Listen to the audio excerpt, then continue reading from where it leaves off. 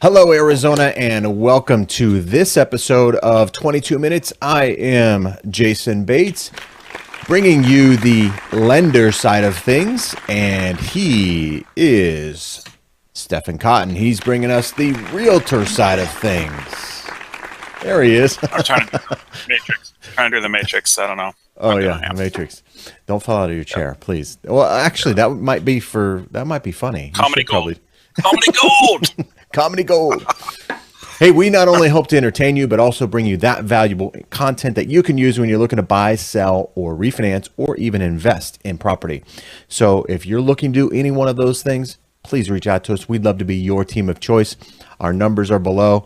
I know it's a little cut off from that Facebook thing, but we'll get that off. That's actually a new feature that we're trying out here, which is your comments. If you want to make a comment on this post on our Facebook page, first of all, you got to go over there, right? While you're there, like the page for us. We'd appreciate that. But if you write a comment on the show, it'll show up right here for us to answer. So this is the Throwback Thursday. We thought we'd try out this feature. If you have a question, just write it in the comments below. We'll be sure to address it and talk about it.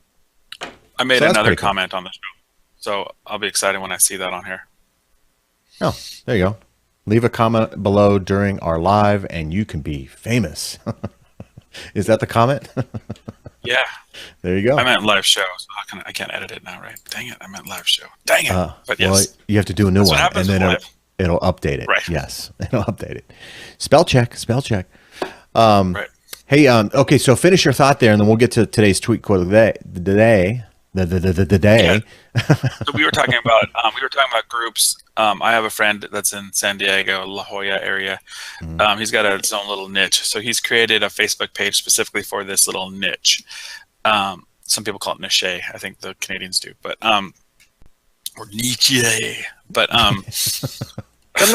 it's all like, yeah, right. It's all the community stuff, like community barbecue or ice cream or whatever, new shop in town. And he's really made this thing a great big resource. And share whatever, but he's the one that has the final say of what goes in and what goes out on this page, right? So if there's a realtor that tries to come in and say, "Hey, this house is for sale," he vetoes it. He says, "Nope, only my listings get on this channel." Yeah, that's the thing about Facebook groups. I mean, I'm part of a lot of Facebook groups. I share this episode or the show with a lot of Facebook groups, and some of them don't want to play too nice. They don't allow us to share, and I'm thinking, well, what's the purpose of the group? Why name it a real estate group if you're not going to share real estate stuff? Oh well. Yeah. Oh well. What are you going to do? All right. Hey, let's get to today's tweet quote of the day. I'm going to turn this Facebook thing off because I don't want it to ruin the Facebook or the tweet quote of the day. I'll turn it back on. Okay. Okay.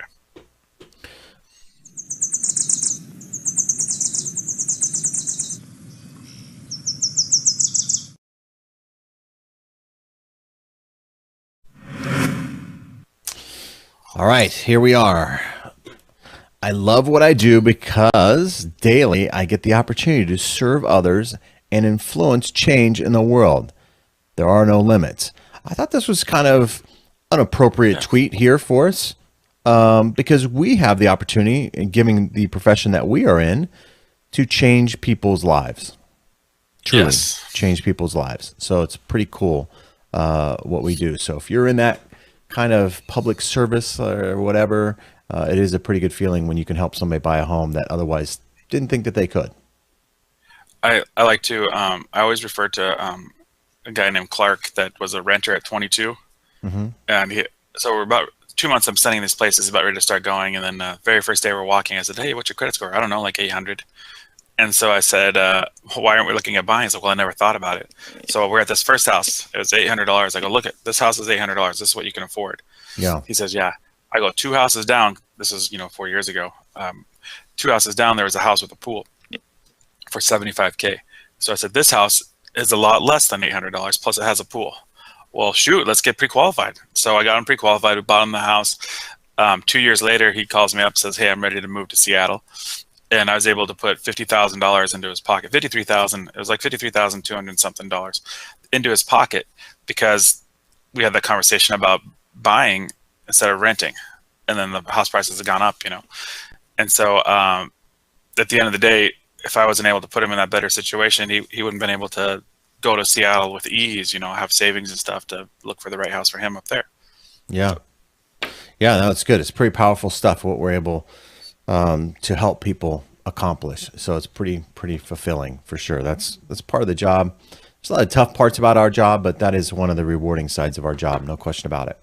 Hey, today's episode, Throwback Thursday. I got to turn off my phone, huh? Hey, Throwback Thursday. We're going to talk about the questions that sellers should be asking their realtor, right? Correct. I think someone called you because we're telling them to call us. So. Today's episode. Yeah, right. There you go. Let me turn All right, here we go. Yep. All right.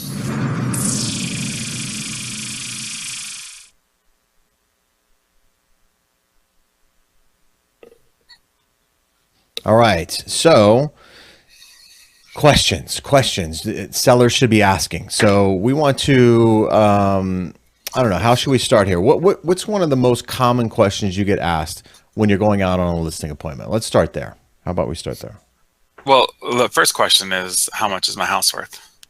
There you go. Always. Okay.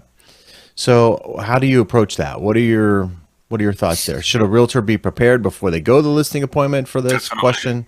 Okay. If you want the listing, if you want the listing, saying I'll get back to you on that isn't going to make them feel confident.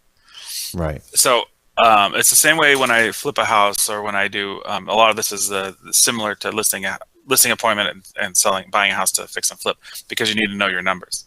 So I go in there and I create what we call a net sheet that says, here's what's sold in your neighborhood, right? Mm-hmm. I always say fantasy land and reality. Fantasy land, or look at these two are trying to sell it for 210. Well, the last three that sold were 200. So the 210ers are wishful thinking, but the appraiser is going to see the 200, right? Right. So that's the first step. And then I show them what they're going to net. I say, if you're going to give 3% concessions in this market, your net's about 90% of the sales price. So at 200, you take away 20K and it's about 180, give or take a little bit. Now, if we don't have to pay those concessions, it's going to be a little higher. But that way I prepare them with what they're going to take home. So don't you feel that's a little bit of a loaded question too? Because if you answer it right, great. But if you answer it wrong, it seems like a very fine line, right? So if a realtor came into my house and said that my house is worth way more than I even think it's worth, I may be a little suspicious, right? But the realtor may be thinking, hey, I'm an aggressive realtor. Yeah, I'm going to get you the highest price. They may feel that that's their best foot forward. Vice versa, if a realtor comes in and offers a price that's too low just to get it sold, then I feel like they're not really representing me, or they're not really looking leaving money on the table. I call that leaving money on the table. So whenever somebody tells me, if I'm sitting down talking about listing their home or whatever, well, this other realtor says I can get 30K more. Exactly. I always say, well, that realtor doesn't know how to do comparables. Because, right? That's what I always start off with. I throw them right under the bus. Yeah. But obviously they're not qualified. But because what I tell them is there's this thing called an RPR report that a lot of agents have, and it's very easy to press an RPR button to get the RPR report that tells you what the house is worth. What's RPR? What? Yeah. I don't know. I don't know. Okay. Something peanut butter. All right, it's an RPR report that you get from the MLS. Residential property report, I think, is probably what it is. But and it says what your home is, like his estimate, or that kind of stuff. But what it doesn't do is it doesn't consider the gated community right across the street. It doesn't say that that's worth 40K more. Or it's giving you a comparable. You might be the same 2,000 square foot floor plan with a 3-car garage, but the one that's comparing it to has the golf course view, the beautiful golf course view that might drive 30, 50K more. Or yours doesn't have a pool, that one does. And so usually when somebody tells me that they can, someone told us that we can sell for 30,000 higher, I go, are we near a golf course? Yeah, okay. Or are we near a gated community? Yeah, okay. So that realtor is pulling comps from there, saying that he can get you that same price. What do you think? Do you think you can get the same price as the golf course view? No? Okay. Well, let's talk about what the appraiser is going to use as a valuation. So that's how I overcome that. But I do really start off by saying, well, then that realtor doesn't know how to run comparables. So that's what, it's funny. But now, is it a fair comparison to say, when you're responding to that kind of question, hey, comps in your area are going for, $120 a square foot or $122 a square foot. Because I feel like that square footage comparison can be a Right. little misleading. Very misleading because the bigger houses don't sell for the same price that the smaller houses do. Right. In fact, I was sitting with an investor group that was they wholesale houses to me. I picked up a couple from them, and they're trying to wholesale this property to me, and they're telling me 140 a square foot. I said, well, how do you come up with that? And he said, well, this one right here that closed is like 1,000 square foot. Ours is 1,800 square feet. I go, you're going to extrapolate $140 a square foot from this to there? Right. Well, why not? Why not? For the unsavvy investor or even the unsavvy buyer, it might look like, okay, well, that's sold for 140 a square foot, so all of them are 140. No, it's not the case. Single level sell for more per square foot than two-story. There's so many different things that happen. So, price Amenities, north-south exposure. I mean, there's all kinds of different things that fall into that category. And I feel like a lot, even buyers, price per square foot, that's what it's going for. That's what we're going to make an offer on. I saw house on Zillow. Let's do it this way, or whatever. So that can be very misleading. Okay. So now the next question I feel like you probably get asked a lot when talking with sellers. Okay, you get the price kind of set up, whatever. Okay, now the next logical question is, what's the commission, right? What's this going to cost me? Right. So that's why I also create that net sheet that already has those numbers in there. Mm-hmm. So when I have a list of the comparables, maybe even a property books that show you what it'll probably sell for and what your house is compared to that one. And then I have what they call the net sheet. And the net sheet says, that's where I was talking about 10% for closing costs. Mm-hmm. Well, of that 10%, 6% for the commissions, 3% for the buyer's assistance if it's an FHA, mm-hmm. and then 1% for title. That's typically, so 6 plus 3 plus 1 is 10. If they say another agent will do it for 5%, or why 6%? Can we get you down? I always say this. I put it in perspective. If I get you the price that you want, mm-hmm. And the net that you need, then what does it matter what I get paid? Right. I mean, didn't I do my job? I mean, didn't I do my? And if I can exceed it, I'm not asking for a bonus. Right.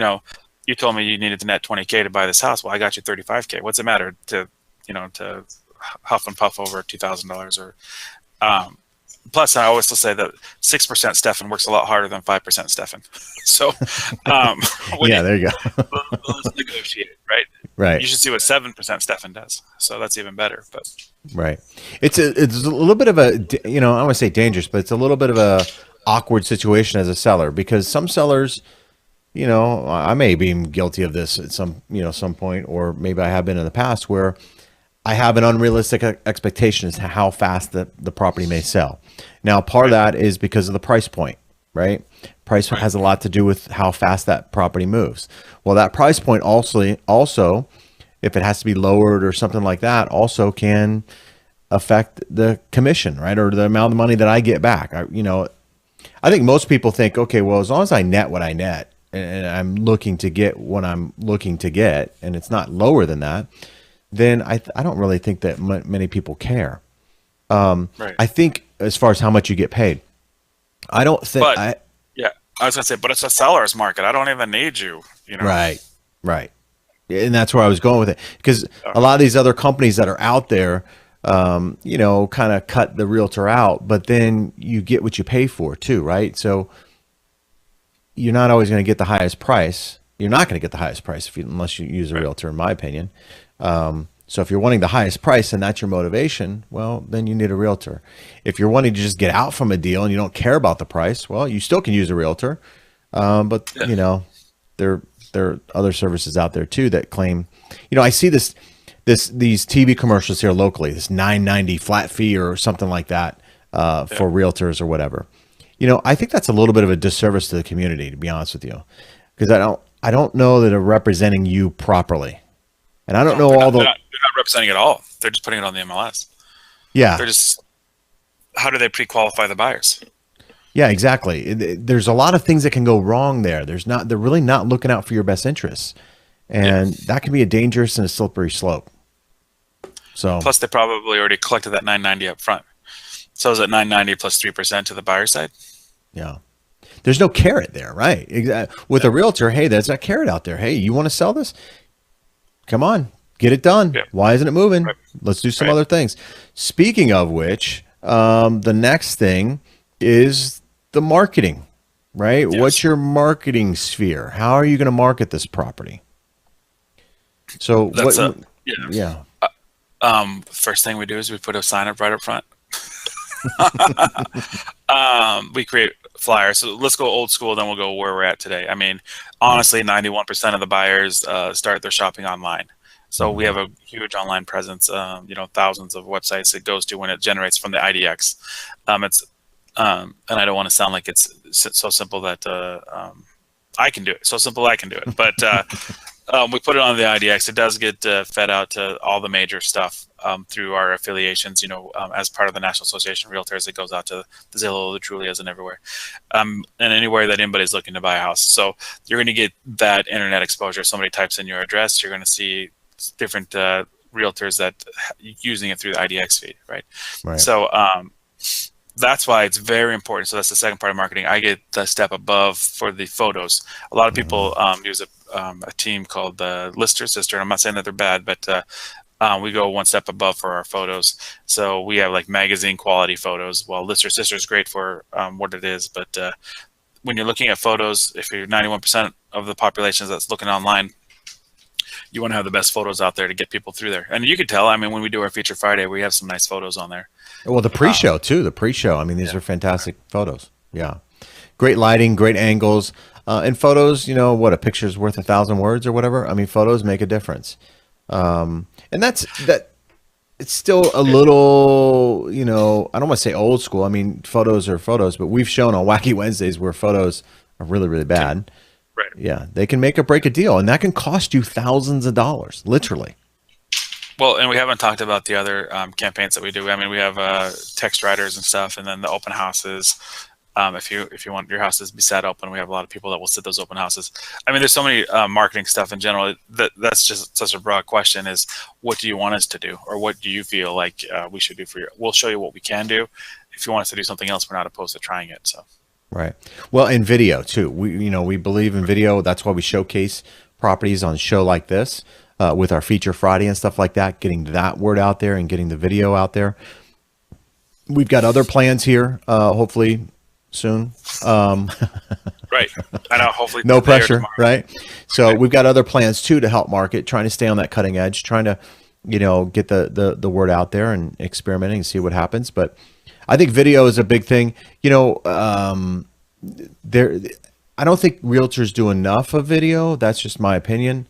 Especially, aerial video was kind of a big thing there for a while, still isn't to some degree, but not as impactful as we thought it might have been, I guess. And maybe that's because of the FAA and some of the rules that play on that. Who knows? But tons of marketing, starting with the internet. And then, of course, with marketing, I want to go into the next little questionnaire. How strong is your network? Because realtors kind of talk with realtors. Hey, I've got this listing coming up. If you got some buyers, I know you have office meetings and things like that you discuss. There are also tours that are out there that realtors go out and they kind of judge each other's work, if you will, and presentation and price point and all that kind of stuff. So that's networking that realtors do behind the scenes. So talk a little bit about networking there and how important so it is. that it's very key, and we always try to get our houses on those tours too, because what you'll do is you get another 10 realtors that all go around and they tell you what's wrong with the house or what's great about the house and if it's priced right. Mm-hmm. But what it does is it gives us honest feedback from 9 to 10 professionals right away that we can give to our listing side or our seller and say, look, we're priced right. They all agree, it just hasn't sold yet, Yeah. Or hey, they say we're priced too high. So this is what we talked about with reality versus fantasy land, right? Let's maybe mark it down. So now that they've seen it, even more importantly, now that they've seen the house, hey guys, I can call all 10 of them up and say, hey, we're going to be dropping that price. Do you want anybody looking to buy? Because those realtors are also selling in that same neighborhood, right? Or within 4 or 5 miles, usually 3 or 4 miles. Yeah, realtors want to know each other's competition, right? They want to know that you got a better listing than they. How'd you do it? Whatever. I mean, the networking is strong. And not only that, but also your reputation, right? This helps with your reputation in the network. And so networking is critical, I think. Well, it's even more because it's even more than you think, because there's some agents that maybe the transaction didn't go well, or maybe they were very hard to work with. And so if I get an offer from that specific agent or a different agent, and another offer with somebody that had a great transaction, or right, was very professional, I can say, listen, both these are like apples to apples. I know that this one might be bumpy because of my experience, or this one might be smooth because of my experience. At the end of the day, do we get the same net, or do you need the net? I'm just letting you know that this one, I know this person and it's bad, or I know this person and it's good. That's part of the networking. So you want to hire somebody that's likable, obviously. Absolutely. Absolutely. All right. And then we've got about a minute and a half left here. The next question here would be, how well do you know my neighborhood? How well are you familiar with the intricacies, or we just open up that bashes? Yeah, exactly. How well do you know the neighborhood? So I think that's important, and that's where the realtor's got to do a little homework, right? Right. You got to do a little homework when you're going on that listing appointment, and this is a way for you as a seller to vet and see if that realtor has actually done their homework. Do they know the neighborhood? If they don't know the neighborhood when they come to your listing, well, that might not be the realtor for you. Right. As simple as that. Like what school zone, and how does it rank? Well, that'd be a great question to have. What do you think of our schools? Yeah. What I always say, because I do a lot of, like I said, not a lot, man. I don't want to toot my own horn, but I do fix and flips, and but I look at a lot of comparables, and I always look at a lot of properties before I pull the trigger on something. And so I always say, I don't know the neighborhood yet, but I do know what it'll sell for, how quickly it'll sell for, and what the last 4 closings look like compared to your house. And is that more important than knowing that the park just got a slide? Maybe to some, I would think that you'd want to know what I can sell it for and how fast I can sell it. So that's where I kind of lean on until I get to know the neighborhood. Yeah. Because when I sit down with you, I want to make sure that, one, you get the highest. I put the best amount of money in your pocket, right? I give you the highest net. Yeah. So. Absolutely. The last thing I'll say, and I know we're out of time here, the last thing I would say for you to ask your realtor, it's a very simple question. Are you part-time or are you full-time? I think that is critical. How am I going to be able to reach you? This is a big deal, right? If you're not full-time and you're working at another job and I can't reach you and I can't call you, text you, email you, whatever, that could be very problematic. So, and vice versa. The realtor then should ask the seller, how serious are you about selling your home? Because if you're not going to allow open houses, or you're not going to allow access to the home, that can be a big detriment for the realtor as well to sell the home. So. So even those part-timers are probably the ones that do give the discount anyway, right? So my friend will do it for 5%. Well, your friend maybe isn't a full-time realtor, maybe, I don't know, but you don't know until you start chatting. Exactly right. All right, well, that's going to do it for today's episode of 22 Minutes. So hopefully you got some answers to your questions, maybe questions, especially if you're looking to sell out there. If you're looking to buy, we certainly can help you with that as well. Stefan and his team can help you with that. Maybe next week we'll do a buyer's question kind of thing. Right. I was thinking of lender stuff, but or lender stuff too. We can talk about lending stuff too. Absolutely. We'll That'd do be great. 1 me, 1 you, and then back around. Yeah, absolutely. Full circle. There we go. Hey, again, thanks for watching this episode of 22 Minutes. We're going to wrap it up here. Please share with your friends and family. Head over to our Facebook page, like our page if you would. That'd be great. We are trying that comment thing out, so maybe look for that at the next episode. Where if you want to write your comments, we'll have them on display. On display. Isn't that a song? Maybe not. On display. No, I don't think so. No, there was. There should be a song. I don't know. Yeah, I don't know. On display. We'll end it with that quirky little note there. Everyone, have a great day, and we hope to see you out there shopping for a home very soon. Take care, everyone. Thanks, guys. Bye-bye. Yeah.